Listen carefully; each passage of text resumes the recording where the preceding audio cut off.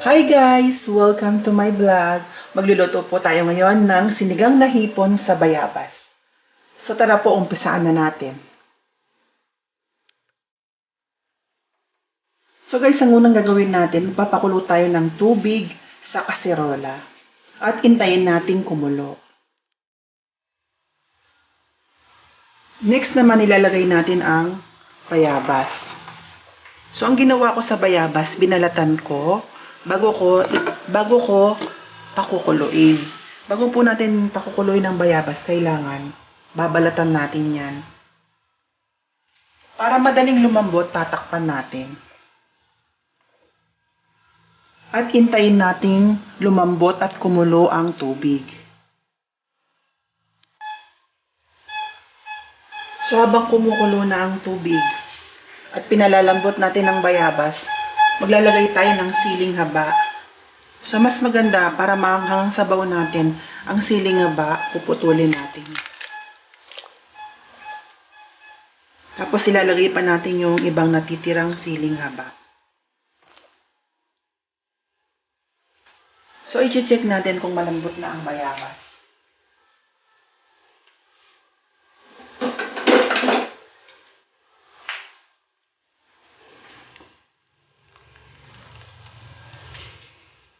So guys, pwede na yung bayabas. Kukunin na natin.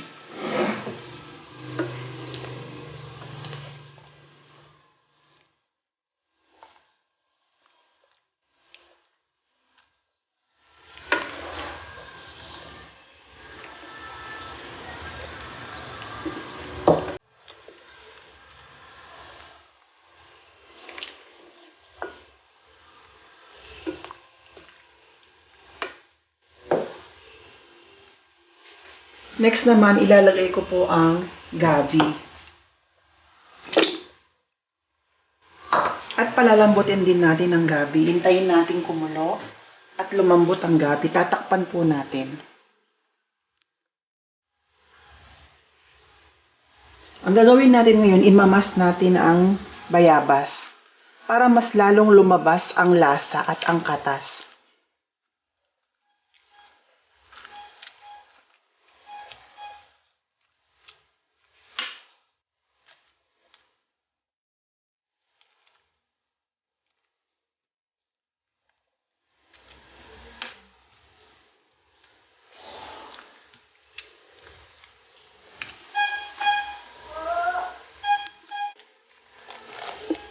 Pagkamas ng bayabas, maglalagay tayo ng asukal.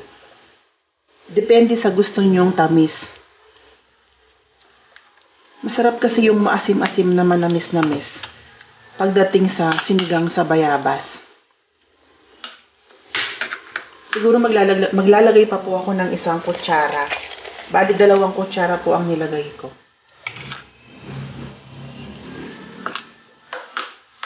So, kayo try nyo muna yung 1 kutsara. Pag gusto nyo na ang tamis, pwedeng wag nang dagdagan. Pero kung kulang pa, pwede pa ninyong dagdagan.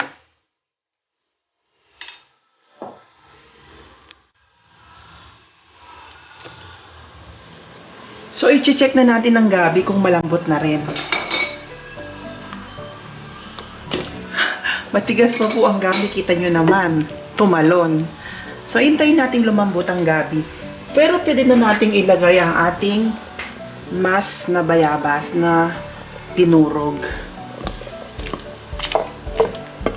Para lumasa na po sa sabaw natin. Para lumasa na siya.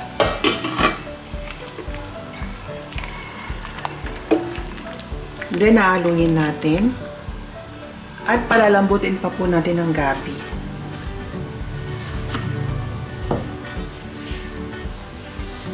Mas maganda kung tatakpan natin para mas madaling lumambot ang gabi. So, i-check na natin ang gabi kung malambot na. Yun. So, guys, malambot na po ang gabi. Ilalagay na po natin ang ating gulay. So, ang uunahin natin ang kangkong. Lalagay na po natin ang gulay. Ang uunahin natin ang ating kangkong.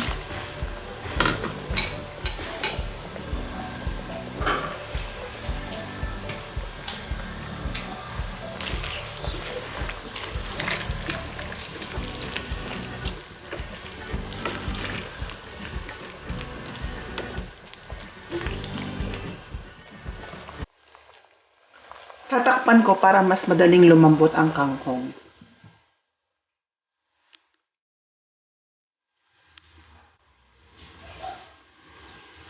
This time, lalagay na sabay-sabay na po yung lalambot ang kangkong at magiging okay na, magiging luto na ang ipon natin. Kaya pwede na nating pagsasabay-sabayin. Ilalagay ko muna ang okra. Next naman ang ating hipon.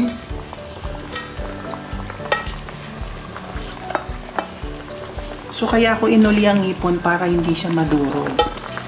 Kasi ang ipon natin is frozen na. Hindi na po siya fresh. Nag-crave lang po ako ng sinigang na bayabas sa hipon. Kaya nagluto ako at nagkataon naman na may bayabas akong nabili.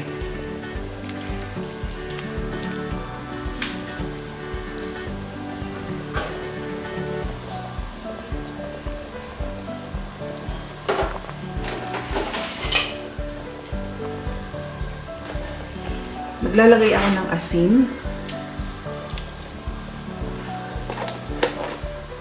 Then, haluin ko.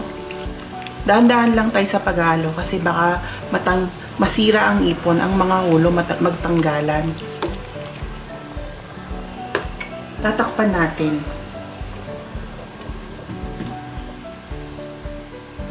At hintayin natin kumulo at lumambot ang mga gulay.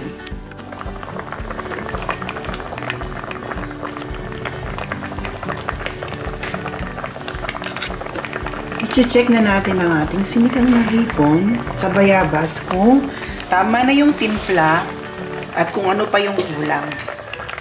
Kasi paluto na po siya. So, titikman ko muna po siya. Wow, ang sarap na. Ang kulang na lang po, nadagdagan po natin ng asin kasi para siyang matabang pa. Yan. At kulang pa po sa hanghang.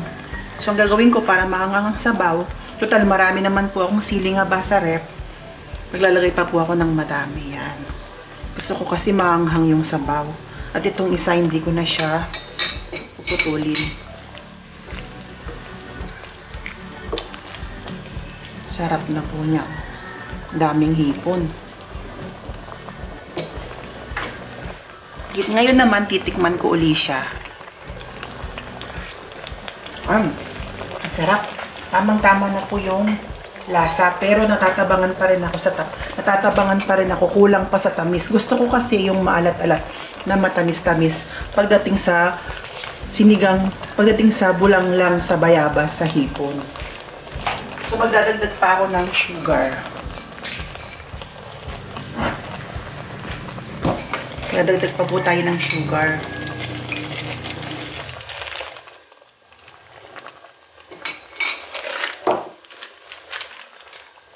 Sugar for more sugar. Yan. Then, haluin natin.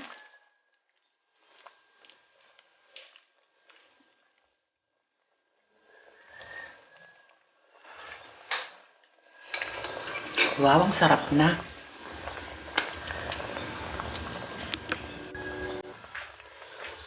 So, ito na po yung final taste.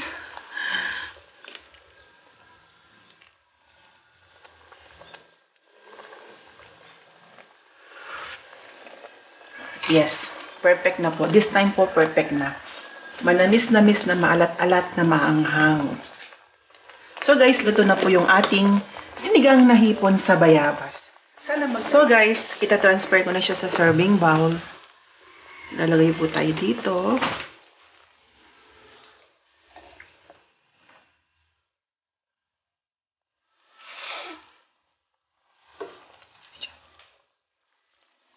So, unahin po natin muna yung mga gulay bago tayo kumuha ng hipon.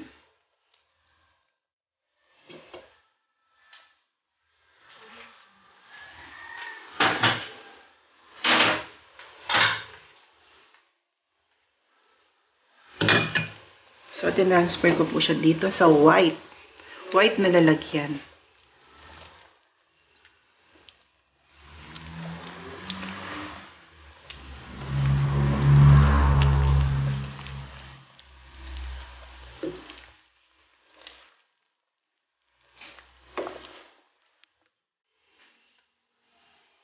Luto na po ang ating sinigang na hipon sa bayabas. So, nakakagutom na po. So, papakita ko po sa inyo. Ayan. Ang sarap. Sana po may na-share ako sa inyo. Don't forget to like, comment. Paring na rin po yung notification bell para ma-update kayo sa mga susunod na video ko. And of course, subscribe to my YouTube channel. So, goodbye po and God bless you.